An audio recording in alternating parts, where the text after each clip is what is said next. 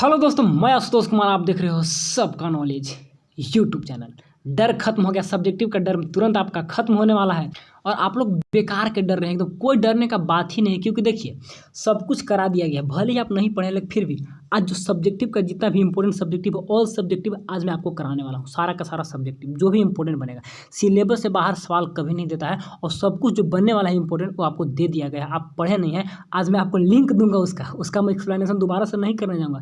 जैसे कि मान लीजिए समझिए कि टोटल प्रोडक्शन, एवरेज प्रोडक्शन, ये सब जो बात टॉपिक है बिल्कुल आएगा। मार्केट से रिलेटेड बिल्कुल आएगा, ठीक है। बैंक से रिलेटेड बिल्कुल आएगा, तो वो सब आपका कराया हुआ है। मनी सप्लाई सब चैप्टर जितना भी इंपॉर्टेंट बनने वाला, बजट से लेकर फिर अगर इंडिविजुअल का बात करें कि इससे कहाँ पे मार्केट इक्विलिब्रियम, परफेक्ट कंपटीशन, तो हर एक टॉपिक का जो 3 नंबर 5 नंबर का बनने वाला है वो आपका मॉडल में भी दिया हुआ है और अलग से माइक्रो इकोनॉमिक्स का अलग से 3 नंबर 5 नंबर मॉडल के देखते हुए बना दिए हैं। बिल्कुल वहाँ से सवाल आएगा। उसके बाद मैक्रो से बना दिया गया है आपका 3 नंबर और 5 नंबर का अलग से, वो भी दोनों वीडियो का, माइक्रो का जो स्पेशल बना है और मैक्रो का जो स्पेशल बना है, उसका मैं लिंक इसी वीडियो के डिस्क्रिप्शन में दे दूंगा। आप दोनों को देख लीजिएगा। आपका 80% मार्क्स वहीं से आएगा, वही दोनों से 80% आएगा।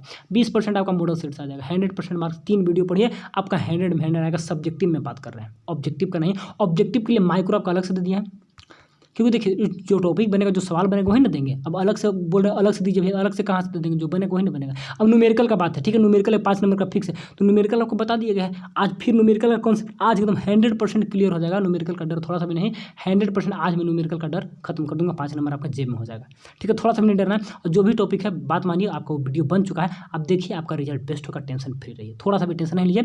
और MCQ का तो पूरा माइक्रो का दे दिए, एक अलग से दे दिए बहुत पहले भी, तो उसका लिंक भी टेलीग्राम में सेंड कर दिया। नहीं होगा तो उसका भी दे देंगे, लेकिन माइक्रो चलेगा, मैक्रो भी चला जाएगा। मॉडल सेट आपका जो आया है कोडरमा वाला, उसको बनाइए आप। उसका सारा का सारा सब्जेक्टिव नहीं बना, देखिए मेरे पास थोड़ा टाइम का दिक्कत हो जा रहा है, तो सारे अगर उसका बोलिएगा तो केवल इंपॉर्टेंट जो उसमें कुछ है, तो वो सब इंपॉर्टेंट मैं अलग से सब्जेक्टिव बना दूंगा। खास करके वो सब जो इंपॉर्टेंट सब्जेक्टिव उसमें है, वो मैं ऑलरेडी पहले ही दे चुका हूँ। वो सब जो सब्जेक्टिव उसमें है, क्योंकि सब्जेक्टिव मैंने देखा, वो सब मैंने पहले ही दे दिया है। आपने नहीं पढ़ा है और उसका सब्जेक्टिव का सॉल्यूशन मांगना, तो फिर बहुत टाइम लग जाएगा बनाने में, ठीक है ना। दिक्कत है, कल से मेरा भी कॉलेज भी ओपन हो रहा है, कल आपका एग्जाम है। एक दिन में कैसे कैसे क्या करेंगे? कुछ संडे के बाद मंडे से भी दिक्कत है टाइम का भी, ठीक है। तो उतना उसमें से बोलिएगा तो स्पेशल छाट के दे देंगे, जो कि हम दे चुके हैं। आप जो 3 वीडियो बता रहे हैं, एक आज बताएंगे ऑल सब्जेक्टिव, और आपका 2 वीडियो पहले से बता दिए, उस तीनों को कर लीजिए। बस आपको एक्स्ट्रा कुछ भी करने की आवश्यकता नहीं। नोट्स आपको प्रोवाइड कर दिया गया, आप नोट्स पढ़ लीजिए। टाइम है, नहीं टाइम है तो बस उतना कर लीजिए। आपका रिजल्ट 80% एबव होगा, बस उतना ही से। नोट्स किए हैं, कुछ एक्स्ट्रा में कहीं से पढ़ लिए तो फुल मार्क्स आएगा, कहीं से कोई टेंशन लेने वाली बात नहीं है। एग्जाम देकर आइएगा तब बताइए हाँ भाई आप बताए थे सही। अगर इंपॉर्टेंट सवाल मैं नहीं दिया रहता तो मैं देता इंपॉर्टेंट सवाल, लेकिन मैं दे दिया हूँ तो मैं क्या करूँ? अब एक ही सवाल को बार बार कभी नहीं कर सकता। इसलिए टेंशन, आप बहुत टेंशन ले रहे हैं भाई, सब्जेक्टिव में बहुत डर लग रहा है। सब्जेक्टिव में कुछ नहीं डर लग रहा है, जो भी इंपॉर्टेंट है दे दिया गया है, ठीक है ना। डरिए मत, ठीक। और कोडरमा वाला का सारा सवाल मत, कुछ कुछ बना लीजिए इंपॉर्टेंट जो उसमें है, उन्हें छोड़ भी दीजिए। इंपॉर्टेंट बताया हुआ आप पढ़ लीजिए। मॉडल सेट आपका दिया हुआ है, फिर अलग से बता दिए कितना सब्जेक्टिव देंगे, कहाँ से देंगे। आज मैं 2 नंबर का सवाल नहीं दिया हूँ, 2 नंबर का सवाल नहीं दिया हूँ। 1 नंबर का हो गया, 3 नंबर 5। अब 2 नंबर का सवाल आपका आज मैं इतना दे दूंगा कि आज के बाद 2 नंबर का डर कभी नहीं। 2 नंबर से आप थोड़ा सा नॉलेज है, 5 नंबर का भी सवाल बना सकते हो। 2 नंबर से बढ़ाकर अगर दे दिया एग्जाम में, 2 नंबर का पढ़े, लॉन्ग में दिया तो उसको हम बढ़ाकर लिख सकते हैं। तो 2 नंबर का सवाल बहुत इंपॉर्टेंट है और 2 नंबर से 1 नंबर के भी सवाल बनेंगे। तो जो मैंने नहीं दिया हूँ उसी पर वीडियो बनाऊंगा, जो दे दिया हूँ बार बार एक ही वीडियो नहीं बताएंगे, उसका लिंक दे देंगे। आप आराम से उसको देख लीजिएगा, ठीक है। अब 1 शॉट वगैरह, रिवीजन टेस्ट वगैरह सब देखने का टाइम है नहीं, तो बस जितना बताया जा रहा है उतना करिए, आपका रिजल्ट बेस्ट होगा। चलिए, बहुत टाइम वेस्ट कर दिए, और टाइम इसलिए क्योंकि जितना भी सब्जेक्टिव है दे दिया गया है। और आज मैं कुछ सब्जेक्टिव 2 नंबर के सब्जेक्टिव से क्लास को स्टार्ट करूँगा, ठीक है। कोई भी डर, थोड़ा सा भी दिक्कत परेशानी किसी भी टॉपिक में लेके, आप मेरा नंबर तो आपके पास होगा, नहीं होगा तो आप अबाउट सेक्शन में जाइएगा, वहाँ पे मेरा नंबर मिल जाएगा, ठीक है। चलिए, बिना टाइम वेस्ट किए हुए स्टार्ट करते हैं। बस इतना कर लीजिए, आपका रिजल्ट बेस्ट होने वाला है। थोड़ा सा देख लीजिएगा कि अगर आप खुद पर भरोसा नहीं करोगे तो कोई और क्या करेगा। बस कॉन्फिडेंट रहिए। 3 वीडियो पढ़े हैं, बिल्कुल हम 3 ही पढ़े, हम ज़्यादा नहीं पढ़े। हम 5 ही पढ़े, हम 2 ही पढ़े, हम 1 ही वीडियो पढ़े, बस जो पढ़े से लिखेंगे। तो बस कॉन्फिडेंट रहिए, एकदम कॉन्फिडेंट फुल रहिए। थोड़ा सा भी टेंशन मत लीजिए, टेंशन लेने से कुछ नहीं होगा। जो पढ़े हैं वो भी भूल जाइएगा, ठीक है। जितना पढ़ें बस उतना ही रिवीजन करके, एक्स्ट्रा पढ़ने पर टाइम है नहीं। चलिए, 2 नंबर का सवाल नहीं दिया, इसलिए 2 नंबर का सवाल सारा का सारा इंपॉर्टेंट आज यहाँ पर लगा दे रहे हैं। आपका न्यूमेरिकल का भी कॉन्सेप्ट आज ही क्लियर कर देंगे। न्यूमेरिकल भी आपका 5 नंबर का बन रहा है, तो वो बहुत इंपॉर्टेंट है, तो उसका भी कॉन्सेप्ट आज क्लियर कर देंगे। टेंशन फ्री रहिए, बम रहिए, रिजल्ट अपना बेस्ट बनाइए। चलिए भैया, बहुत बात कर दी है, थोड़ा सा पढ़ा दीजिए। चलिए, डिफाइन द अब पासवर्ड का बात, वीडियो नहीं देखता फिर पासवर्ड, अब इसमें पासवर्ड नहीं जाएगा, इसमें पासवर्ड नहीं जाएगा, तो सिंपल थ्योरी चला। पासवर्ड इसलिए डालते हैं कि उसमें सब टिक आउट किया हुआ है, टिक आउट किया हो बहुत टाइम लग जाता है करने में। मैं पासवर्ड नहीं डालूंगा, ठीक है, तो टिक आउट नहीं करूँगा, ऐसे टेलीग्राम पर सेंड कर दूंगा। तो आंसर के लिए आपको वीडियो देखना ही होगा, वीडियो तो आप देखिएगा, क्योंकि इतना मेहनत हो रहा है, वीडियो नहीं देखिएगा तो गेन आपका होगा, मेरा तो कुछ नहीं होगा, मेरा तो केवल टाइम जाएगा, मेरा तो टाइम जाएगा। तो इसीलिए वीडियो देखिएगा तो मेरा भी फायदा होगा कि वीडियो आप देख रहे हैं, वाच टाइम उससे बढ़ता है तो गेन होता है, फर्स्ट थिंग। सेकंड थिंग, कोई फ्री में आपके लिए काम नहीं करेगा, तो वीडियो बना कर दे रहे, वीडियो भी नहीं देख पाएगा तो दिक्कत है ना। इसीलिए वीडियो देखना ही होगा किसी भी हाल में।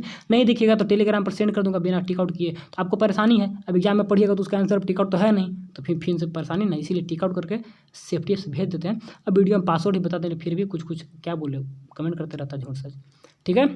चलिए, पढ़ने वाला को दिक्कत नहीं होना चाहिए। इसी के साथ हम आगे बढ़ते हैं। फर्स्ट आपका डिफाइन स्कार्सिटी, सब 2 नंबर का सवाल का बन रहा है और देखा ही देखा पढ़ कर आराम से जाना है, ठीक है। स्कार्सिटी मीन्स द, और देखिए आप जान रहे हैं स्कार्सिटी क्या है, ठीक है, अब माइंड में है आपका, ठीक है। आप पढ़े नहीं है तो लिख नहीं पाएगा, क्यों नहीं लिख पाएगा, क्योंकि आपके पास वर्ड नहीं रहेगा, ठीक है ना। अब पढ़े रहिएगा तो आपके पास वर्ड आ जाएगा तो लिख दीजिएगा, समझेंगे तो पहले से है, लेकिन पढ़िएगा तो वर्ड आ गया और समझ भी गया तो आराम से लिख दीजिएगा। इस सारे को पढ़ कर जाना है, ठीक है। इसमें बहुत सारे 2 नंबर का सवाल है, लेकिन मैं फोकस करूँगा केवल इंपॉर्टेंट पर, जो इंपॉर्टेंट है उसी पर, ठीक है। चलिए, तो स्कार्सिटी क्या होता है, स्कार्सिटी मीन्स, अब एक सेकेंड, हाँ यही बोल रहे थे, हिंदी में कोई स्टोरी सुने, हिंदी में कोई बात जान रहे हैं, लेकिन उसका इंग्लिश वर्ड चाहिए ना, इसीलिए पढ़ना जरूरी है, ताकि आपके पास वर्ड आ जाएगा, जो पढ़ पाता है वही लिख पाता है, ठीक है। चलिए, बहुत डिस्कशन एक्स्ट्रा हुआ, अब पढ़ाई करेंगे। Scarcity means the shortage of resources in relation to their demand. अब जितना डिमांड है उससे कम रिसोर्सेज तो उसको क्या बोले, स्कार्सिटी बोलेंगे, ठीक है। Growth of resources in an economy is shown by, तो किसके द्वारा, ऑप्शन नंबर का क्या सी यहाँ पे लिखा हुआ है, किससे, राइट वर्ड शिफ्ट, यानी ग्रोथ ऑफ, पीपीसी पे ग्रोथ हुआ, आगे की ओर बढ़ गया, ठीक है।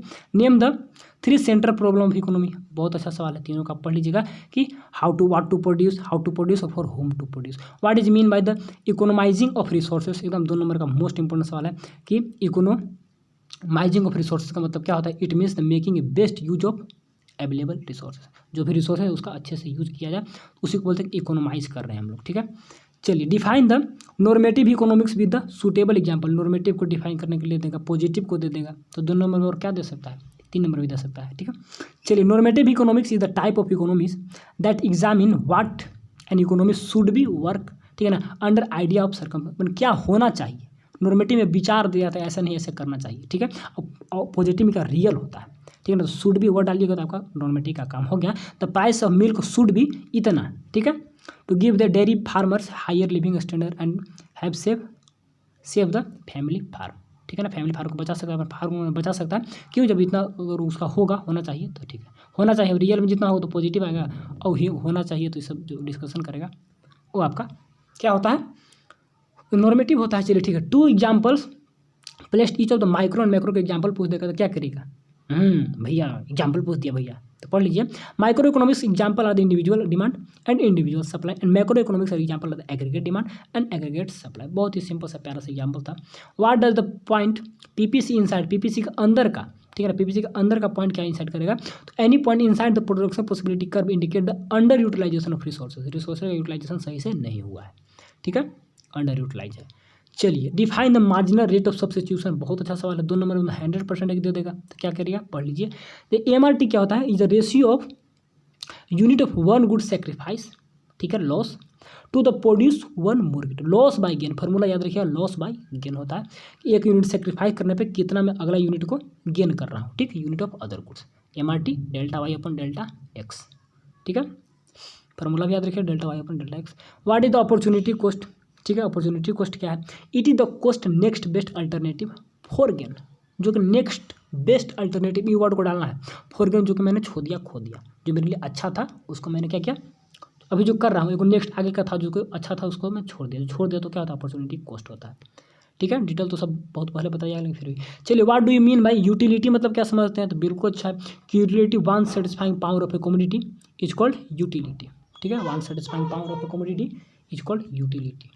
चलिए, इसके बाद क्या है, total, how is total utility derive from marginal utility, एक सेकेंड, तो कैसे करेंगे, तो सब पढ़ चुके हैं लेकिन सब हम लोग समझे होंगे, बस ऊपर रिवीजन कर रहे हैं। तो total utility is the sum of the total marginal utility of the various unit of a commodity, सारे मार्जिनल को ऐड करके क्या निकालते हैं हम लोग, टोटल यूटिलिटी निकालते हैं। चलिए, state the law of equi marginal utility, ठीक है ना, पूछ देगा तो क्या करेगा, याद कर लीजिए कि ये ला आपका बहुत इंपॉर्टेंट है, दोनों डिमिनिशिंग मार्जिनल और इक्विटी मार्जिनल दोनों। ठीक है, सेकंड ला भी क्वेश्चन का है।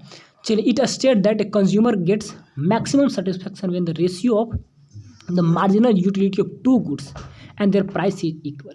दो गुड्स का मार्जिनल यूटिलिटी का रेशियो एंड प्राइस दोनों का इक्वल होता है। एग्जाम्पल में दिया है किसे, marginal utility of X by price of X is equal to marginal utility of Y upon price of Y. Formula याद होगा तो काम आपका हो गया। ठीक है, what will you say about the M U when the T U is maximum. बहुत सिंपल सा सवाल है कि M use 0 will T U is maximum. चलिए, give the reason behind the convex indifference curve. Convex क्यों है आपको बताना है कि इंक्रीजिंग क्या होता है, इंडिफरेंस कर्व होता है डिक्रीजिंग और diminishing marginal rate of substitution, ये घटता है।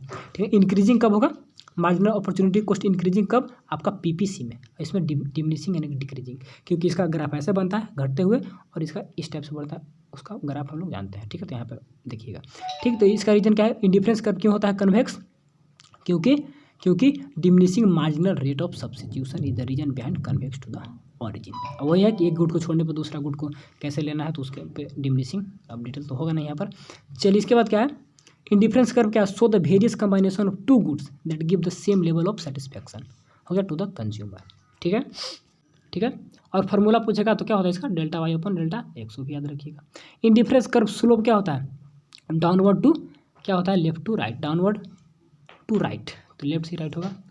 चलिए, कंज्यूमर सरप्लस आ गया, बहुत पहले बता दिए कंज्यूमर सरप्लस क्या होता है। Consumer surplus is defined as the difference between what is consumer willing to pay. ठीक है, कल आपको समझाया था थोड़ा सा कि क्या इच्छा कर रहा है and what is actually pay होगा, and what is willing to pay for a product and what he has able to pay. क्या वो इच्छा कर रहा है और कितना वो योग्य मतलब पे किया, तो दोनों का बीच का डिफरेंस। अब यहाँ बात को समझिएगा, तो विलिंग टू पे एबल टू पे का मतलब विलिंग इच्छा है उसके 50 रुपये हम पे करेंगे, घर से निकलेगा 50 रुपये हम पे करना है। ठीक है, एबल योग्य हो पाए, मैंने 40 रुपये ही पे किया, हमको 40 में ही सामान मिलेगा, कोई भी सामान खरीदने गए थे, तो जो डिफरेंस मिला ना 10 रुपये यहाँ पर जो बच गया मेरे पास, एक कंज्यूमर का सरप्लस हो गया। सरप्लस में क्या, कुछ अतिरिक्त तो मेरे पास बच गया, यही होता है consumer surplus. According to the law of diminishing marginal utility क्या होता है, after any point the addiction in the consumption reduce in the utility. According to the law of diminishing marginal utility, ठीक है, घटने वाला बात होता है। आफ्टर ए पॉइंट, कोई पॉइंट के बाद, ठीक है, any addition in the consumption causes reduction in total utility. और भी कुछ अतिरिक्त कंज्यूम करते हैं तो टोटल यूटिलिटी घटने लगता है, क्योंकि मार्जिनल हम लोग का धीरे धीरे डिमिनिशिंग देखने को मिलता है, इसीलिए मार्जिनल यूटिलिटी का बात।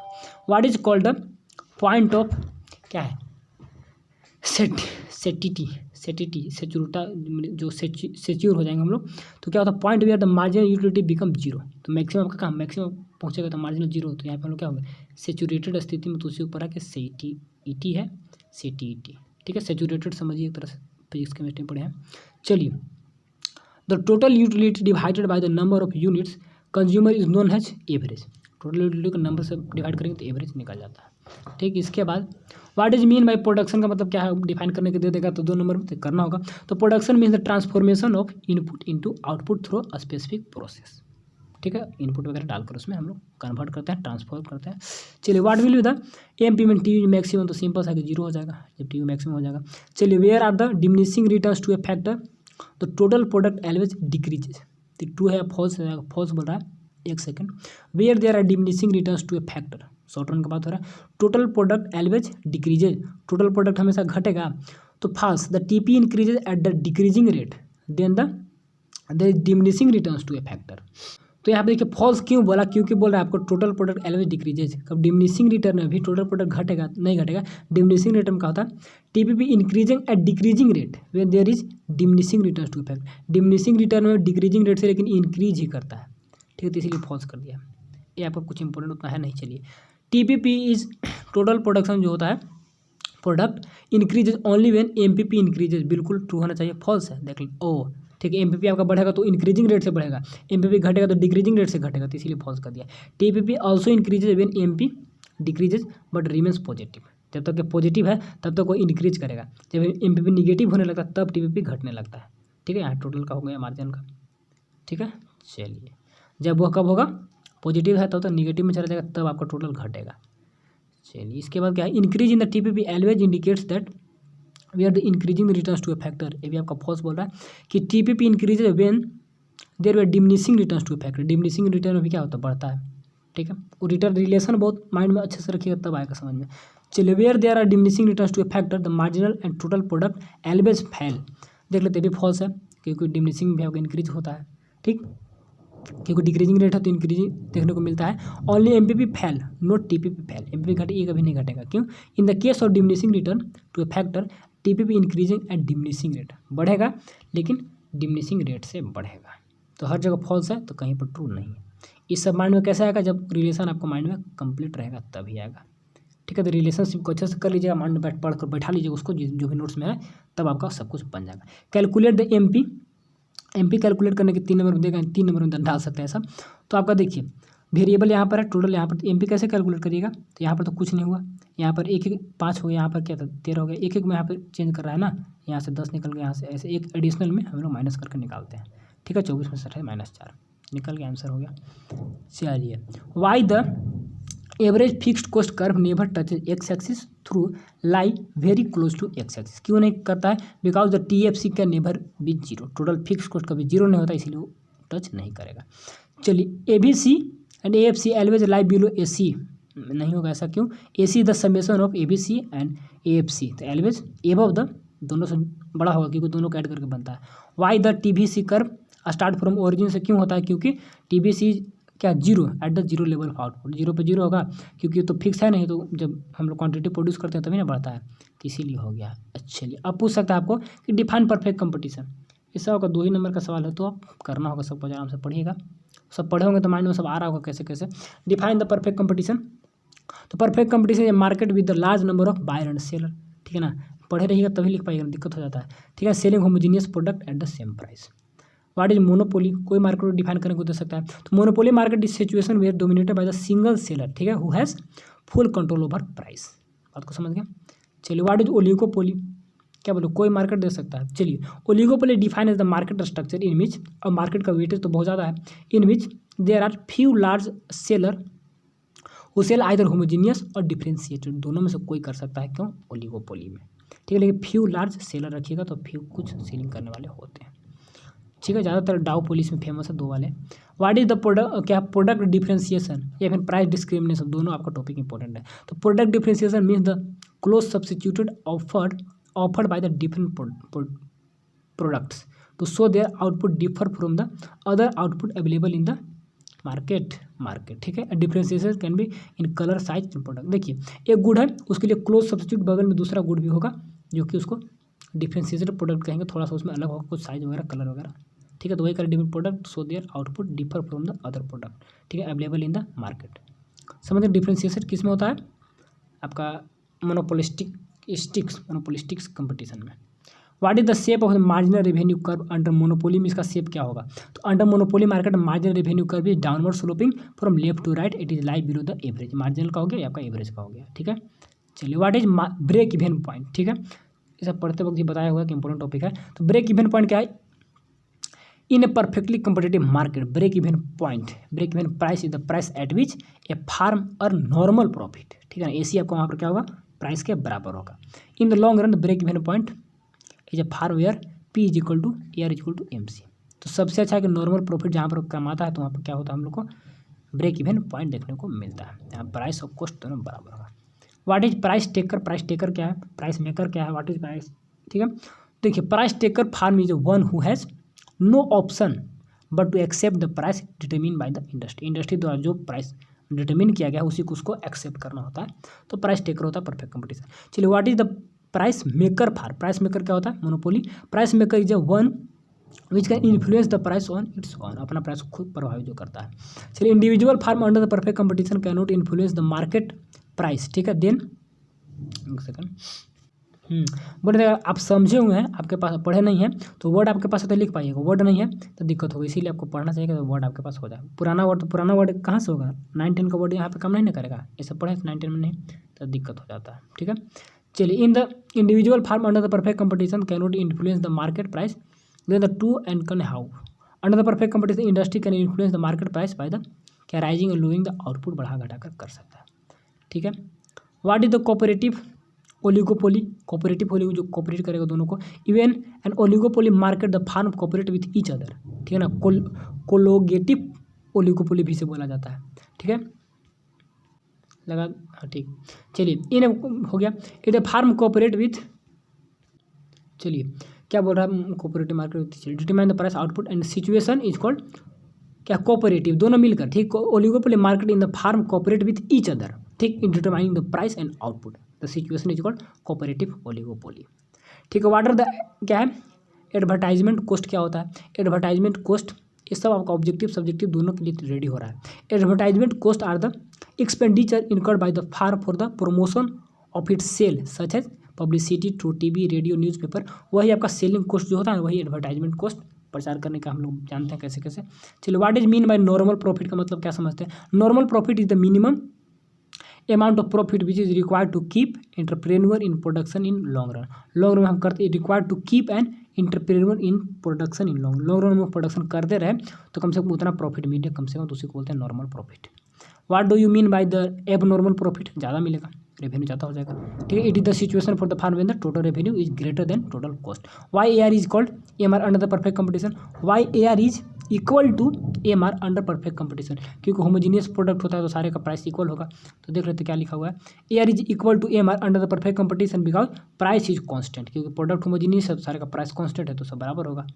चलो what are the selling cost, ठीक है, the cost incur by the firm for the promotion of sale is called selling cost.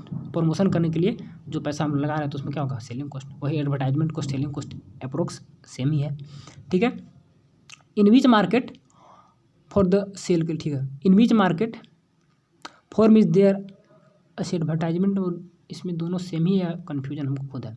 देख लेते एडवर्टाइजमेंट में क्या बोल रहा था, advertisement cost are the cost of expenditure incur by the firm for the promotion of its sale, promotion के लिए है द पब्लिसिटी, ठीक है ना, तो बात तो सेम ही हो रहा है। और selling cost incur by the firm for the promotion of its sale, ठीक है, दोनों सेम है। चलिए in which market form is there product differentiate, कहाँ पे होगा, तो monopolistic comparative market. What do you mean by patent right का मतलब क्या होता है, पेटेंट अधिकार, कोई मेरा जो मैंने क्रिएट किया अपने माइंड से कुछ क्रिएट किया तो कोई नहीं ले सकता, मेरे पास अधिकार होता है जब तक हम जिंदा है तब तक। तो patent right is the exclusive right for the license और granted to a company to produce a particular output under specific technology. एक खास टेक्नोलॉजी से आप जो प्रोडक्ट कर रहे हैं, आपने टेक्नोलॉजी का निर्माण किया है, आप उससे प्रोडक्शन कर रहे हैं तो कोई और नहीं कर सकता, आपके पास पेटेंट राइट होता है। जैसे कि कॉपी राइट से होता है तो पेटेंट राइट भी कंपनी के पास होती है। चलिए कुछ समय के लिए, ठीक है। चलिए what is the relation between APC and MPC, बहुत इंपॉर्टेंट सवाल है। The relation between APC and APC क्या होता है, वन होता है। It is because money either क्या होगा, या तो हम कंज्यूम करेंगे तो सेव करेंगे, इसीलिए उसका वन होता है। State the important factor influencing the propensity to consume in the economy, propensity to consume यानी कि कौन सा फैक्टर उसको प्रभावित करेगा, तो always income level influence by the propensity to consume on the economy, ठीक है। यहाँ पर सी ऑप्शन क्या बोल रहा है, कंज्यूम का सी लिख दिया ऑफ इनकम, ठीक है। इनकम आपका उस पर फैक्टर करेगा कितना आप कंज्यूम कर रहे हैं, ठीक है, ठीक है। तो एमपीसी क्या, डेल्टा सी और डेल्टा वाई जो कितना कंज्यूम करे तो आपका इनकम पे डिपेंड करेगा ना। Give the formula for the investment multiplier in the term of MPC, बहुत इंपॉर्टेंट सवाल है, ठीक है। तो क्या होता है formula for the investment multiplier in term of MPC, और प्रूफ करने के लिए भी पहले देता था, तो प्रूफ करने के लिए नोट्स में है, आप इसको प्रूफ कर सकते हैं। नोट्स में देखिएगा जो आपका नोट्स दिया है determination of income and employment, तो उसमें प्रूफ भी है, तो प्रूफ का आप देख लीजिएगा, बना लीजिएगा। प्रूफ नहीं तो रिलेशन जरूर पूछता है, ठीक है ना, बहुत इंपॉर्टेंट टॉपिक है तो इसको अच्छे से कर सकते हैं आप लोग भी। चलिए तो 1 k equal to 1 minus 1 by MPC, proof भी आसान है, थोड़ा सा देखिएगा तो बन जाएगा। Write down the equation of saving function का इक्वेशन पूछ देगा आपसे। एक और इक्वेशन क्या होता है, कंजप्शन फंक्शन का पूछ सकता है, ठीक है। तो सेविंग फंक्शन क्या होता है, minus A plus 1 minus B Y. अब ये क्या है, बी आपका क्या है, सब याद होगा। ए आपका क्या है, ऑटोनोमस कंजप्शन, ठीक है, ऑटोनोमस सेविंग होगा, सेविंग सॉरी ऑटोनोमस सेविंग होगा, या फिर इंटरसेप्ट एट एक्स एक्सिस भी से बोला जाता है, ठीक है। बी आपका एमपीसी हो गया और वाई आपका इनकम, बाकी सब ठीक है। What is the equilibrium income, equilibrium income is the level of income where AD and AS that means the aggregate demand is equal to aggregate supply, ठीक है। Plan saving always equal to plan investment, तो उसी को क्या बोलेंगे हम लोग, equilibrium income, जहाँ पे डिमांड और सप्लाई दोनों बराबर है। चलिए एमपीसी, तो 1 plus MPC it is D में क्या बोला, फॉल्स, यानी कि गलत बोल दिया ना, दोनों को ऐड करने के बाद 1 होता है, तो फॉर्मूला रॉन्ग है। चलिए ए क्या है, ए आपका क्या है, आपका सी ऑप्शन देख लीजिए। इसे देख टिक आउट करके पीडीएफ भेजा होगा तो डायरेक्ट आंसर देखेंगे ना एग्जाम में। तो algebraic function of level of expenditure आपका है C is equal to A plus B Y. Algebraic function of level of expenditure C होगा ना, कंजप्शन एक्सपेंडिचर ना, देखिए कंजप्शन है सी है तो ठीक है। तो फार्मूला वगैरह याद रखिएगा आपका। What is export, what is import, बिल्कुल बिल्कुल। तो एक्सपोर्ट क्या होता है? Export is the function of international trade where the goods produce in one country, ठीक है, आर शिपेड, शिपेड मैंने भेजना, ठीक है, to another country for the future sale और ट्रेड। तो हो गया their sale, the sale of the goods and goods to producing nation gross domestic, correct, sale of such goods add to the producing nation gross output में, जो हम यहाँ पर produce कर रहे हैं तो ग्रोस आएगा ना, जो हम लोग सेल यहाँ पर कर रहे हैं गुड्स को, तो वही बोल रहा है। तो बस जो बेचते हैं यहाँ से सेल करते हैं। इम्पोर्ट क्या हो गया? तो इम्पोर्ट इज द गुड्स और services bought into the country from another, हो गया इसका डेफिनेशन यही में कंप्लीट हो गया, लेकिन कुछ आगे एक्सप्लेनेशन। तो word import is drive from the word port, ठीक है ना, सिंस द गुड्स, ये तो एक्स्ट्रा हो गया, goods are the often shipped via boat foreign country to a foreign country, ठीक है ना, along with the export and import from the backbone of the international trade, export import, ठीक है। तो एक वर्ड एक्स्ट्रा दे दिया आपको, वहीं डिफिनेशन समाप्त हो गया। डिफाइन बजट बहुत इंपॉर्टेंट, लिख लीजिए, एकदम 100% एग्जाम आने वाला है, ठीक है।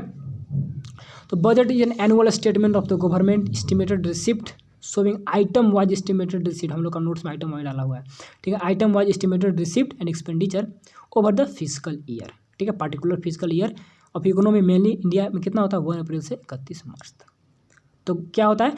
Budget is an annual statement, सालाना एक कथन होता है, लिखित कथन होता है, ठीक है, रिटन स्टेटमेंट होता है ऑफ द गवर्नमेंट का, जिसमें एस्टिमेटेड रिसिप्ट अनुमानित जो आने वाला पैसा है एंड एक्सपेक्टेंज क्या है एक्सपेंडिचर जो अनुमानित खर्च होंगे, तो उन दोनों को हम लोग जो अनुमान करके बनाते हैं तो उसी को क्या बोलते हैं हम लोग कि बजट है एक साल के अंदर में।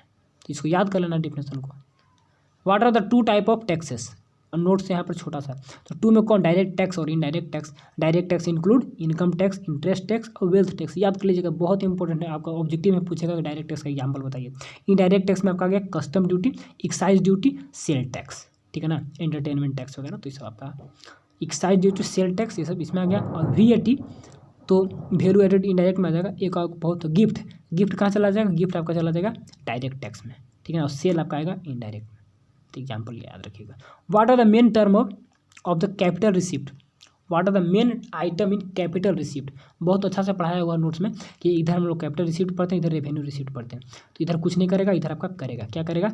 कैपिटल रिसिप्ट तो पूंजी का बात होगा, ठीक है ना, और रिसिप्ट तो पहले लाइबिलिटी का बात करेंगे, ठीक है, क्योंकि पैसा एक्सपेंडिचर नहीं है, पूंजी का बात करेंगे। रिसिप्ट तो लाइबिलिटी का बात करें तो क्रिएट लाइबिलिटी और रिड्यूस एसेट इधर का करता है, तो क्रिएट लाइबिलिटी, ठीक है, क्रिएट स्टार्टिंग में क्रिएट, क्योंकि रिसिप्ट है तो क्रिएट लाइबिलिटी रिड्यूस एसेट, तो बस create liability market loan liability create करेगा, बोरो लेंगे उधार तो भी करेगा, ठीक है। तो ये सब आपका किसका होगा item?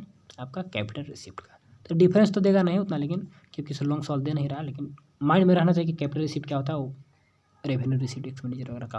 What are the two type of taxes, तो सिंपल सा डायरेक्ट इनडायरेक्ट हो गया, तो यहाँ रिपीट हो गया। What are the main item in the, हो गया रिपीट, थोड़ा सा इसको रिपीट हो गया, चलिए। What are the 4 difference concept of deficits, deficits का, तो 4 difference concept of deficits are the कौन? Budget deficits, revenue deficits, primary deficit and physical deficits, ठीक है। तो बजट डेफिसिट्स को हम लोग सब इसी मान देते हैं, 3 ही पढ़ते हैं, रेवेन्यू, प्राइमरी एंड फिजिकल, ठीक है, बजट भी आपका है। इसके बाद 2 एग्जाम्पल ऑफ डेवलपमेंट, क्या है? डेवलपमेंटल एक्सपेंडिचर, तो 2 example of economic service are the railway आपका हो गया, जो postal services are the grants in the state of union territory, देखा नहीं। चलिए डिफाइन द सरप्लस बजट को डिफाइन करिए। तो surplus budget are the happens when the estimated revenue are greater than, क्या है? एस्टिमेटेड एक्सपेंडिचर, रेवेन्यू ज़्यादा आ जाएगा तो सरप्लस हो गया, ठीक है ना, इन पार्टिकुलर ईयर। चलिए इसके बाद define the 2 example of non development expenditure, तो इसका डेवलपमेंट का हो गया, तो नॉन का क्या होगा? Expenditure on defence and interest on payment, ठीक है। What do you mean bye foreign exchange market, ये आपका टॉपिक इंपॉर्टेंट आ गया।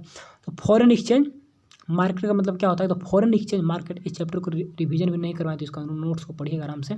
तो foreign exchange market is the market where international currency are traded for one another, वैसा market जहाँ पे international currency का चेंज होता है, व्यापार होता है। चलिए international currency are traded for one another हो गया। Define the flexible exchange rate, ठीक है ना, तो फ्लेक्सिबल एक्सचेंज रेट पूछ दिया, फिक्स एक्सचेंज रेट भी पूछ सकता है, तो छोटा छोटा टॉपिक है तो ये सब रखिएगा माइंड में, तब ना क्लियर होगा। तो flexible exchange rate is the rate which is determine by the demand and supply of the different currency in the foreign market, ठीक है। Flexible exchange rate, the rate determine by the demand and supply से, ठीक है ना। तो fixed किससे होगा? Fix आपका गवर्नमेंट से होता है, गवर्नमेंट जो रेट तय करती है तो आपका फिक्स्ड हो गया, और जो डिमांड और सप्लाई से होगा तो फ्लेक्सिबल हो जाता है। What is mean by the appreciation of currency, currency का एप्रिसिएशन होना, यानी कि appreciation of currency means the increase in the exchange value of currency when it is compare to another country से मानते तो बढ़ गया, ठीक है। कैसे बढ़ा तो नोट्स में पढ़िएगा, तो एप्रिसिएशन डिप्रिसिएशन इंक्रीज डिक्रीज अलग अलग करके बताया हुआ है, ठीक है ना। कौन में हम लोग डिमांड सप्लाई का देखते हैं, कौन में गवर्नमेंट का जो होता है उसको देखते हैं, ठीक है। तो वहाँ पर अच्छे से है नोट्स में, इसका नोट्स जरूर कर लीजिएगा, बहुत वहाँ से ऑब्जेक्टिव बनेगा, ठीक है। बैलेंस ऑफ पेमेंट का, what is the balance of visible item in the balance of payments account, visual में क्या होता है? बैलेंस ऑफ ट्रेड, जो कि दिखता है, बाकी तो दिखता नहीं है। एक सेकंड, यहाँ पे हमको थोड़ा सा डाउट हो गया अप्रिसिएशन डिप्रिसिएशन कि अप्रिसिएशन डिप्रिसिएशन आपका गवर्नमेंट तय करती है तब होता है, या फिर डिमांड सप्लाई से होता है तब होता है। तो वही हमको भी क्लियर है नहीं, इसीलिए बोले आपको नोट्स देखिएगा, ठीक है। क्योंकि इंक्रीज डिक्रीज भी तो होता है ना, तो गवर्नमेंट तय करती होगी। तो पढ़े होंगे तो कुछ आ रहा होगा, समझ नहीं आ रहा होगा, फिर क्या हम बोल रहे हैं। It is the system that allowed, what is mean by the manage floating क्या है? It is the system that allow the adjustment in the exchange rate according to the set rules and regulation which are officially declared in the foreign exchange market. चलिए, it the system allowed the adjustment in the exchange rate according to rules and regulation which are officially declared in the, देखिए rule और regulation कुछ मतलब officially clear है, लेकिन आपको कुछ allow छूट मिलता है कि आप एक्सचेंज रेट में आगे पीछे कर सकते हैं। तो यहाँ पर बोल रहा है कि मैनेज कर सकते हैं, मैनेज फ्लोटिंग, ठीक है। तो कुछ रूल्स और नियम के तहत आप कुछ चेंज कर सकते हैं, जो कि when a situation of deficits BOP arises, deficit BOP कब होगा? तो situation of deficit BOP arises when the autonomous receipts are less than autonomous क्या पेमेंट, रिसिप्ट कम आएगा तो डेफिसिट्स का देखने को मिलता है। बहुत हो गया ऑब्जेक्टिव, बहुत करा दिया ऑब्जेक्टिव, इससे बाहर तो देगा नहीं, 2 नंबर का बहुत सवाल हो गया। अब आपका न्यूमेरिकल का बात करते हैं, जो कि 5 नंबर का है, और बनेगा फिक्स बनेगा। तो देखिए न्यूमेरिकल में आपको 3 जो मेथड है, value added method, income method, expenditure method, तीनों का कैसे हम लोग स्टेप निकालते हैं तो आपको माइंड में होना चाहिए, ठीक है। कौन सा ऐड कहाँ पे करेंगे, कौन सा फार्मूला कहाँ पे लगाएंगे, वो आपका माइंड में होना चाहिए। जीडीपी कैसे होता है, तो जीडीपी कैसे होता है, एनडीपी कैसे होता है, तो उसके लिए आज बता देंगे, लेकिन आपको माइंड में पहले से होना चाहिए, ठीक। आपका वैल्यू ऑफ आउटपुट इसी मेथड से आपका, यानी कि हम लोग ग्रोस डोमेस्टिक प्रोडक्ट भी बोलते हैं, जीओ भी बोलते हैं, ग्रोस वैल्यू एडेड, इसी मेथड से न्यूमेरिकल आपका एग्जाम में रहेगा, क्योंकि मॉडल में भी इसी मेथड से है, और इसी मेथड से चांस ज़्यादा रहता है, इनकम से एक्सपेंडिचर से चांस कम रहता है। तो आप मान के चलिए किसी से आएगा, और वो सबसे आएगा तो उसको भी देख लेंगे, लेकिन इस पर फोकस ज़्यादा रहेगा अकॉर्डिंग टू मॉडल, अब अकॉर्डिंग टू प्रीवियस ईयर वगैरह भी ये सबसे देता है। चलिए, नेट वैल्यू एडिट वगैरह यहाँ से पूछे, तो वैल्यू ऑफ आउटपुट दिया रहेगा आपका क्वेश्चन में, एक क्वेश्चन प्रैक्टिस करके यहाँ पर दिखा देंगे, 1-2 प्रैक्टिस भी करवा देंगे, टेंशन मत लीजिए, ठीक है। चलिए, तो प्राइस इंटू आउटपुट निकल जाएगा, हम लोग इंटरमीडिएट को माइनस करेंगे, कभी इंटरमीडिएट को ऐड नहीं करेंगे, तो आपको माइंड में होना चाहिए ग्रोस डोमेस्टिक प्रोडक्ट को क्या बोलते हैं, gross value added at market price, ठीक है। क्योंकि जो भी प्रोडक्ट बनता है सीधे मार्केट प्राइस पर ही आ जाता है, उसमें टैक्स ऑलरेडी इंक्लूड रहते हैं, तो टैक्स इंक्लूड है, चलिए ठीक है। तो मार्केट में बना तो ग्रोस भी है, डोमेस्टिक टेरिटोरी के अंदर तो ग्रोस भी है, लेकिन हम लोग को नेट में जाना है, फैक्टर कॉस्ट में जाना है। नेशनल इनकम हमेशा नेट में निकलता है और फैक्टर कॉस्ट में निकलता है, तो नेट में जाने के लिए डिप्रिसिएशन को घटा देते हैं, ठीक है। कंजप्शन ऑफ फिक्स कैपिटल जो होता है उसको घटा देते हैं, तो आपका नेट बन गया, ठीक है ना। वैल्यू में क्या होगा, नेट वैल्यू एडेड, दोनों एक ही चीज़ है, एग्जाम में रहेगा तो कन्फ्यूज नहीं करिएगा। इसके बाद क्या बोले कि हम लोग नेट इनडायरेक्ट टैक्स हटा देंगे, तो नेट इनडायरेक्ट टैक्स का फॉर्मूला क्या होता है, इनडायरेक्ट टैक्स माइनस सब्सिडी, तो उसको जब ब्रैकेट में माइनस करेंगे तो माइनस हो जाएगा, माइनस माइनस प्लस हो जाएगा। इसका फॉर्मूला सब दिखा देंगे, टेंशन मत लीजिए। तब मेरा हटा दिया था, अब क्या हो जाएगा, आपका जो क्या नाम था उसका, मार्केट प्राइस पे था, अब टैक्स हट गया तो फैक्टर कॉस्ट पर आ गया, फैक्टर कॉस्ट पे आ गया, नेट भी हो गया। अब लेकिन डोमेस्टिक है तो डोमेस्टिक इनकम आपका बन गया, इसी को बोलते हैं डोमेस्टिक इनकम। कुछ नहीं करना था, 2 स्टेप था, खत्म हो गया। इसके बाद net value at factor cost आपका आ गया, या फिर एनडीपी एट फैक्टर कॉस्ट, दोनों रहेगा तो बात आपका सेम ही है, ठीक है। और इसी में कन्फ्यूजन होगा, एनवी है कहाँ है और जीवी है, तो डोमेस्टिक प्रोडक्ट को जीवीए बोल रहा है ना, ऊपर थोड़ा देखिए। तो यहाँ तक आ गया। इसके बाद ऊपर में क्या था, ऊपर में 2 ही था, नेट वैल्यू एडेड मार्केट पे हो गया, डोमेस्टिक प्रोडक्ट को बोला जाता था, नाम सेम, नाम याद रखना होगा। चलिए, बस फैक्टर मार्केट याद रखना। अब क्या करेंगे हम लोग, net factor income from abroad, ये भी क्या, इसको बता देंगे अच्छे से लास्ट में। तो देखिए, इसको हम लोग जब ऐड करते हैं तब हमारा क्या होता है, नेशनल इनकम बन जाता है, सारा का सारा पैसा ऐड हो गया। तो यही आपका एग्जाम में रहेगा, डोमेस्टिक बोलेगा तो यही कर देंगे, नेशनल बोलेगा तो इसको कर देंगे। आपका कौन सा मेथड हो गया, प्रोडक्ट मेथड हो गया। लेकिन ये प्रोडक्ट मेथड नहीं देता है तो क्या देगा, वैल्यू तो दिया रहेगा आपका सेकंड आपका स्टार्ट होगा, जिसको बोलते हैं हम लोग क्या, इनकम मेथड। तो compensation of employ, operating surplus दिया रहेगा, ऑपरेटिंग सरप्लस इतना है, सवाल में दिया रहेगा। मिक्स्ड इनकम दिया रहेगा, सारे को आपको ऐड करना होगा, तो लास्ट में डायरेक्ट आपका बन जाएगा यहाँ पे अच्छे बोलिएगा, यहाँ पे फैक्टर कॉस्ट में कैसे बन गया भाई, यहाँ पे मार्केट बनना चाहिए था, क्योंकि इनकम का बात हो रहा है, कोई प्रोडक्ट का बात नहीं हो रहा है कि मार्केट कॉस्ट पे बनेगा, आपका फैक्टर कॉस्ट पे डायरेक्ट बन जाएगा, ठीक है ना, पैसा ना इनकम आ गया, ठीक है। तो इसमें आपको टैक्स वगैरह सब काट कर बनता है। अब मान लिया हमको टैक्स तो सरकार को हम दे देते हैं, उसके बाद मेरा इनकम बनता है, ठीक है। तो फैक्टर कॉस्ट पे डायरेक्ट आपका आ गया। इसमें क्या करेंगे, सिंपल से net factor income from abroad को ऐड कर देंगे, तो मेरा बन गया जो बनना चाहिए था, जिसको हम लोग नेशनल इनकम बोलते हैं, NNPR फैक्टर कॉस्ट। अब बात करते हैं थर्ड मेथड का, जो क्या है प्रोडक्ट मेथड। तो उसमें भी आपका सब कुछ वैल्यू दिया रहेगा, फाइनल कंजप्शन का दिया रहेगा, गवर्नमेंट एक्सपेंडिचर सबको ऐड करना है, ग्रोस फिक्स कैपिटल सभी को ऐड करना है आपको। और ऐड करने के साथ change in stock initial final formula दिखा देंगे कैसे होता है, उसको ऐड करेंगे, कैसे निकालेंगे आपको दिखा देंगे, ठीक है। Closing stock minus opening stock, net export minus import, सारे को ऐड करना है। लेकिन माइनस किसको करना है, माइनस आप किसको करें, डिप्रिसिएशन को घटा दीजिएगा, ठीक है। यहाँ पे केवल माइनस करना, साइन क्या, नेट इनडायरेक्ट टैक्स, इसको क्या करेगा, इसको भी आपको घटाना होगा, ठीक है, क्योंकि टैक्स को घटाएंगे तो ना फैक्टर कॉस्ट पे जाएगा, तो इसको भी घटाना होगा, दो चीज़ को घटा दीजिएगा, ठीक है। इसके बाद net factor income from abroad क्या करिएगा, उसको ऐड करिएगा, तो आपका बन गया NNPR फैक्टर कॉस्ट। इसी को क्या बोलते हैं, आपका नेशनल इनकम। और NDPR फैक्टर कॉस्ट को क्या बोलते हैं, डोमेस्टिक इनकम बोलते हैं। ये फार्मूला इसको माइंड में रखिएगा, तभी आपका होगा। आइए कुछ एग्जाम्पल देख लेते हैं, और एग्जाम्पल देखेंगे उससे पहले कुछ फार्मूला है उसको देख लीजिएगा, तब आपका क्लियर हो जाएगा सब, ठीक है। न्यूमेरिकल आपका फिक्स के रहेगा, और ज़्यादा चांस है आपका 99% चांस है कि ग्रोस वैल्यू एडेड ही रहेगा। चलिए तो देख लीजिए, ग्रोस में से डिप्रिसिएशन को माइनस कर देंगे, नेट बन जाएगा। सिंपल सा नेट में डिप्रिसिएशन को ऐड कर देंगे तो ग्रोस बन जाएगा, बात हो गया। इसके बाद फैक्टर कॉस्ट में हम लोग नेट इनडायरेक्ट टैक्स को क्या करेंगे, ऐड करेंगे, तो मार्केट प्राइस बन जाएगा। फैक्टर कॉस्ट है, टैक्स को ऐड कर देंगे तो मार्केट प्राइस बन गया। इसके बाद मार्केट प्राइस में टैक्स को हटा देंगे तो क्या फैक्टर कॉस्ट बन गया, उससे को उलट दिए। इसके बाद नेट इनडायरेक्ट टैक्स है, तो इनडायरेक्ट टैक्स माइनस सब्सिडी कर देंगे, तो मेरा नेट इनडायरेक्ट टैक्स आ गया, क्योंकि सब्सिडी तो सरकार देती है ना, तो उसको हटाना होगा। तो इनडायरेक्ट टैक्स जो है जो ले रही है, तो सब्सिडी को घटा कर तो नेट इनडायरेक्ट टैक्स हो गया, इसी को ऐड किया जाता है। इसके बाद डोमेस्टिक में हम लोग net factor income from add करेंगे तो नेशनल हो जाएगा, और नेशनल में net factor income from abroad को क्या करेंगे, माइनस करेंगे तो डोमेस्टिक हो जाएगा। सिंपल सा है। अब कैसे याद करिएगा, डोमेस्टिक में बाहर का नेशनल ऐड करेंगे तब नेशनल होगा, ठीक है। नेशनल में इसको हटाएंगे तब ना डोमेस्टिक बनेगा, ठीक है। चेंज इन स्टॉक मतलब क्लोजिंग माइनस ओपनिंग स्टॉक। अब ये क्या होता है बहुत डिटेल में बताया है, उतना ही मत समझिए, अभी आप सिर्फ फॉर्मूला को याद रखिए, क्लोजिंग माइनस ओपनिंग। किस साल में लास्ट में समझाएंगे तो दिक्कत होगा। Net factor from export minus import formula होगा, और लास्ट में क्या आपका net factor income from abroad का, तो factor income earn by the residence of the country, ठीक है, फ्रॉम एब्रोड, बाहर से कितना पैसा कमा के मैंने लाया, ठीक है ना। And factor income earn by the non residence in the country, बाहर का व्यक्ति यहाँ कितना पैसा कमा रहा है, तो दोनों के बीच का डिफरेंस को हम लोग बनाकर लिख देते हैं एग्जाम में, ठीक है। मैंने कितना लिया यहाँ से, कोई पैसा बाहर कितना लेगा, दोनों का डिफरेंस हो गया, बस यही था। अब आपका एक न्यूमेरिकल देख लीजिए बहुत अच्छा सा, कि calculate the gross value added at factor cost, ठीक है ना, बाई एक्स। आपका national income numerical, national income numerical है। अब क्या निकालना है, gross value added at factor cost, ठीक है। चलिए बाई एक्स न्यूमेरिकल, यहाँ पे नेशनल इनकम का, तो ग्रोस वैल्यू निकालना है, फैक्टर कॉस्ट पे निकालना है। तो सब कुछ मटेरियल आपका दिया हुआ, थोड़ा सा सोचिए और कोशिश करिए कि वीडियो को पॉज करके थोड़ा सा बना कर देखें कि क्या क्या भैया फार्मूला बताए थे, फार्मूला जो ग्रोस वैल्यू का बताया था कैसे कैसे बनाइएगा। तो आप फार्मूला वगैरह सब बता दिया गया है, लेकिन थोड़ा सा सोच लीजिए, उसके बाद मैं बताने का कोशिश करूँगा, ठीक है। सेल्स है, तो क्लोजिंग माइनस ओपनिंग यहाँ निकालेंगे, चेंज इन स्टॉक, इंटरमीडिएट को घटा देंगे, नेट इनडायरेक्ट टैक्स को घटा देंगे, सब्सिडी को ऐड कर देंगे, सब्सिडी सरकार दे रही है, तो अपने आप net indirect tax minus subsidy, ठीक है ना। तो सब्सिडी एक्स, तो यहाँ पर बात करते हैं हम लोग कि सब्सिडी का क्या करेंगे, तो थोड़ा सोल्यूशन देखिए, क्योंकि देखिए नेट इनडायरेक्ट टैक्स में क्या होता है, इनडायरेक्ट टैक्स अभी हम लोग पढ़े माइनस सब्सिडी, तो सब्सिडी तो पहले इसमें हटा दिए हैं, तो वो सब बनकर नेट इनडायरेक्ट टैक्स आ गया, ठीक है। तो इसको तो हटाना होगा, नेट इनडायरेक्ट को, सब्सिडी का बात यहाँ पे तो नहीं कर सकता, कुछ वैसा कुछ आ नहीं रहा है, इंटरमीडिएट हटाना होगा, इसको देख लेंगे। चलिए अब देख लेते तो थोड़ा सा सोल्यूशन, तो हम लोग को और क्लियर हो जाएगा, समझ में आ जाएगा कैसे बनना है, फिर एग्जाम में हम लोग बना देंगे।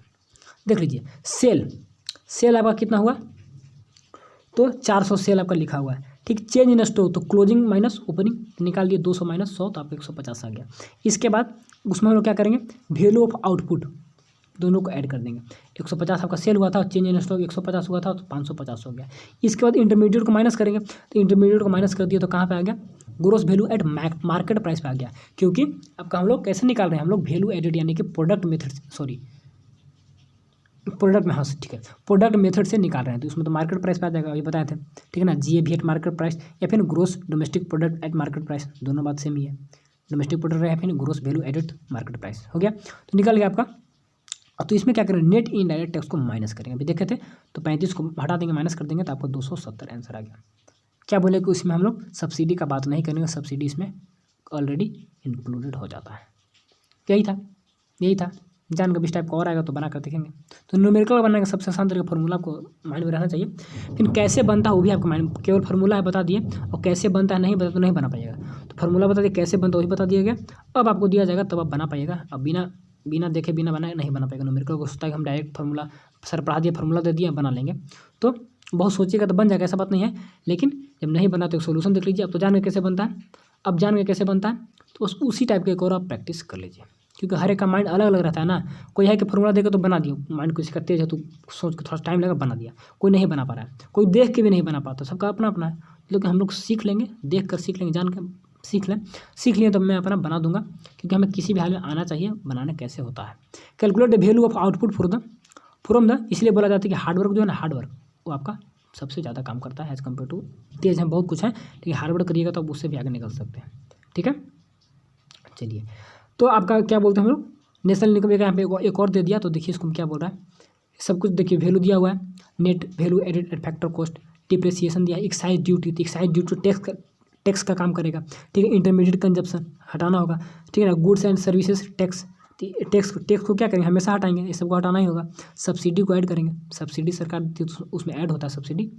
ठीक है, तो इतना कुछ है, तो इसका हम लोग इसको क्या करेंगे, देखिएगा कैसे बनता है सोल्यूशन, या फिर बना के भी देखिएगा अगर बनता है तो, नहीं तो थोड़ा सा डेंजर टाइप का इसका सोल्यूशन देख लीजिए, तब क्लियर हो जाए कैसे कैसे क्या है, क्योंकि न्यूमेरिकल एक टाइप का रहेगा, थे अलग टाइप का थोड़ा सा सोचना पड़ता है। देख लीजिए फैक्टर कॉस्ट भी इतना है, चलिए ठीक है। डिप्रिसिएशन को क्या करेंगे, हटा, डिप्रिसिएशन को ऐड कर दिया, डिप्रिसिएशन को ऐड करेंगे, एक सेकंड क्या निकालना है, डिप्रिसिएशन को ऐड कैसे कर दिया। अच्छा देखते हैं, जी फैक्टर कॉस्ट, अच्छा ग्रोस में है, डिप्रिसिएशन को ऐड कर दिया, नेट में डिप्रिसिएशन को ऐड कर दिया तो ग्रोस बन गया, चलिए ठीक है। ठीक है, अच्छा नेट इनडायरेक्ट टैक्स में यहाँ पर क्या किया, नेट इनडायरेक्ट टैक्स, तो इनडायरेक्ट टैक्स प्लस सब्सिडी निकाल दिया, आपका 15 आ गया। ठीक है, 15, एक सेकंड, अगर देख कर भी बना के माइंड में नहीं आ रहा, नहीं समझ में रहा है तो आप इग्नोर भी कर सकते हो न्यूमेरिकल, ऐसा नहीं कि न्यूमेरिकल ही बनाना है, उसके जगह पे और भी सवाल रहेंगे। न्यूमेरिकल किसी को ज़्यादा ही टफ लग जाता है तो आप उसको इग्नोर करके कुछ और बना सकते हो। न्यूमेरिकल आएगा, फार्मूला अगर माइंड में रहेंगे, समझ में आएगा तभी बनाइएगा, नहीं रहेगा तो नहीं बना पाइएगा। ठीक है, यहाँ पे तो दूसरा मेथड निकालते हैं, डिप्रिसिएशन को ऐड करते हैं, डिप्रिसिएशन तो हमेशा हटाते हैं, फिर यहाँ पर सबको ऐड करके -15 ला दिया, कैसे, और 75 20 तो -15 गलत कैलकुलेशन नहीं कर दिया। ठीक है ना, इंटरमीडिएट कंजप्शन, ये आपका कैलकुलेशन गलत कर दिया, यहाँ पर हमको तो समझ में नहीं आ रहा। ठीक है, नहीं आ रहा तो क्या करें, झूठ सच समझाएंगे नहीं। ठीक है, तो इसको इग्नोर करिए, लेकिन एक सवाल था बहुत अच्छा, इसको देखिए कैसे बनेगा। देखिए ग्रोस नेट आपका फैक्टर कुछ निकालना क्या है, थोड़ा सा इसमें कन्फ्यूजन होगा तो इसको छोड़ दीजिए। ठीक है, calculate the value of output following data of national income, क्या calculate the value of output form the following data is national income numerical, net value at factor cost, time pass हो गया ना, यहाँ पर टाइम पास हो गया, इसको ignore करते हैं। इस टाइप को न्यूमेरिकल नहीं देगा, आपको न्यूमेरिकल देगा तो सिर्फ और सिर्फ इस टाइप का देगा, और जो मॉडल सेट में सिंपल सा देगा, ज़्यादा टफ न्यूमेरिकल नहीं देगा। ठीक है, और बहुत ही आसान है, जो फार्मूला वगैरह बता दिए माइंड में रहेगा तो आप बना दीजिएगा। ठीक है ना, तो बस इसी टाइप का न्यूमेरिकल देगा, यही आपका बेस्ट है। वो थोड़ा सा गलत सलत दे दिया, क्लियर समझ में नहीं आ रहा है। ठीक है, उल्टा सुल्टा बना दिया है। चलिए लास्ट आपका चल रहा है, लास्ट में रिविजन करते चलेंगे कि what is economics about, economics का मतलब आप क्या समझते हैं। Economics is the study of problem of choice rising out of scarcity. ठीक है, scarcity of resources having the alternative uses, resources के बहुत सारे यूज भी हैं, स्कार्सिटी भी है, वहीं से हम लोग को चुनना है, चुनने का स्टडी को हम लोग क्या बोलते हैं, इकोनॉमिक्स बोलते हैं। ठीक है, डिफाइन स्कार्सिटी हो गया, स्कार्सिटी में क्या होता है, shortage of resources in relation to the demand हो गया। व्हाट इज एन इकोनॉमी, क्या, देखिए इकोनॉमिक्स अलग चीज़ है, बहुत स्टार्टिंग में बताया था ये सब बात, और इकोनॉमी अलग, इकोनॉमी का एक सिस्टम होता है। ठीक है, by which the people get their living. ठीक है, या फिर मनी रिलेटेड सिस्टम, चलिए जिसमें प्रोडक्शन इसका कंजप्शन होता है। डिफाइन द सेंट्रल प्रॉब्लम, ये भी आपका इंपॉर्टेंट है। आपका बार्टर सिस्टम बहुत इंपॉर्टेंट है, छूट गया बार्टर, तो आप उसको देख लीजिएगा, बार्टर सिस्टम बहुत इंपॉर्टेंट। ठीक है, चलिए उसका डिमेरिट वगैरह भी देख लीजिएगा, जो मनी का फंक्शन हो बार्टर सिस्टम का डिमेरिट था। Central problem is a concern with the problem of choice और problem of reallocation of resources. Central problem वही है आपका कि प्रॉब्लम ऑफ चॉइस और problem of, central problem is concern with the problem of choice, चयन करने की समस्या से संबंधित है, और क्या बोल सकते हैं, problem of resource allocation, resources को बांटने की, कि how to produce, whom to produce, किसको देना है, कैसे देना है, उसी को क्या बोलते हैं हम लोग, सेंट्रल प्रॉब्लम बोलते हैं। आई थिंक कितना बड़ा है देख लेते हैं।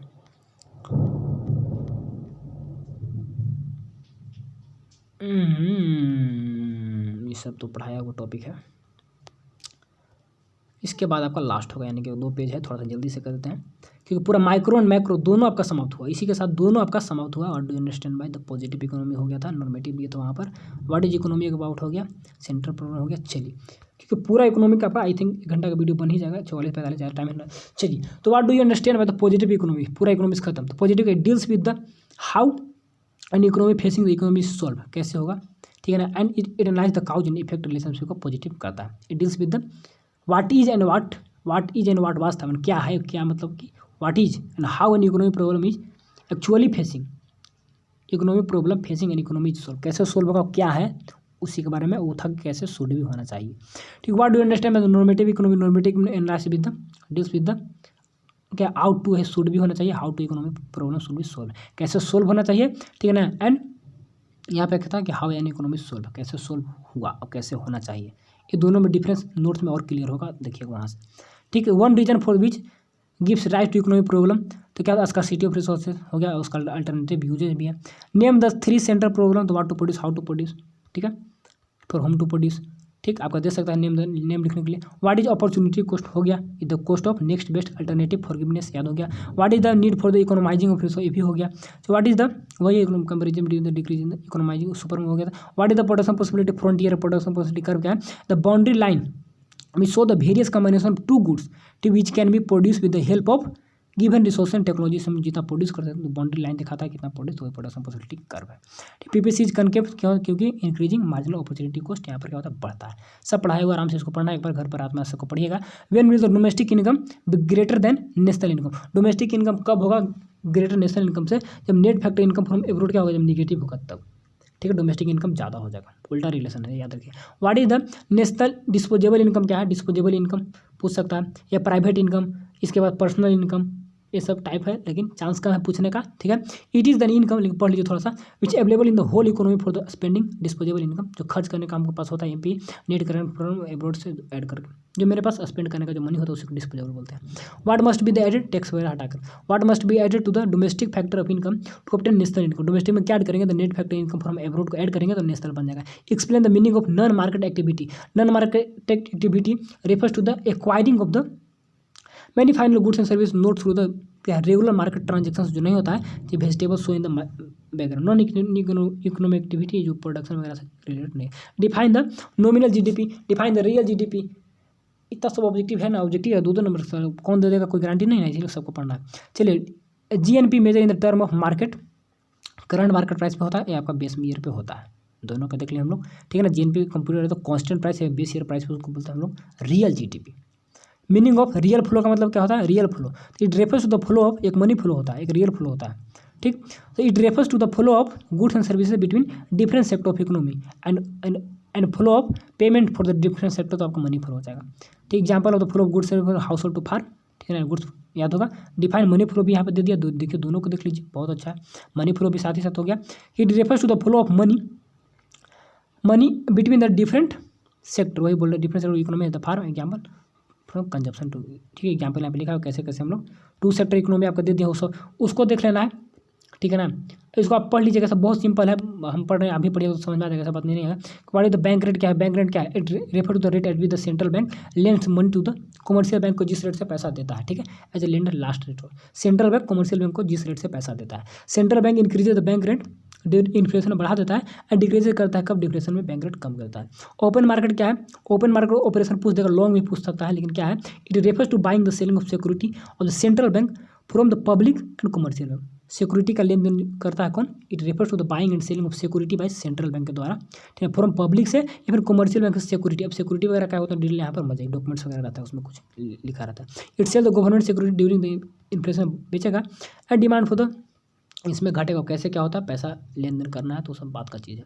कल टॉपिक जान लीजिए क्या क्या है। लेकर रिजर्व रेशियो क्या होता है, it influence the credit creation of power of commercial bank by the making change in the CRR और SLR, बहुत इंपॉर्टेंट है, ठीक है। तो cash reserve ratio important, it refers to the minimum percentage of net demand time liability to kept by the net demand, वही और time liability, पैसा के बारे में बात हो रहा है कि kept commercial bank with central bank, commercial bank को रखना होता है सेंट्रल बैंक, CRR, कन्फ्यूजन नहीं करना है, ठीक है। CRR दूर दूर जा रहा है, दूसरे के पास जा रहा है, R से याद रखिए, ठीक है। एंड रिजर्व बैंक तो CRR ड्यूरिंग बढ़ाएगा, इसमें घटा देगा, इन्फ्लेशन बढ़ा देगा, इसमें घटा देगा। इन्फ्लेशन में क्यों बढ़ाएगा अभी यहाँ डिस्कशन नहीं करेंगे, ठीक है। मार्केट में पैसा भेजना है ना, महंगाई है तो निकालेगा।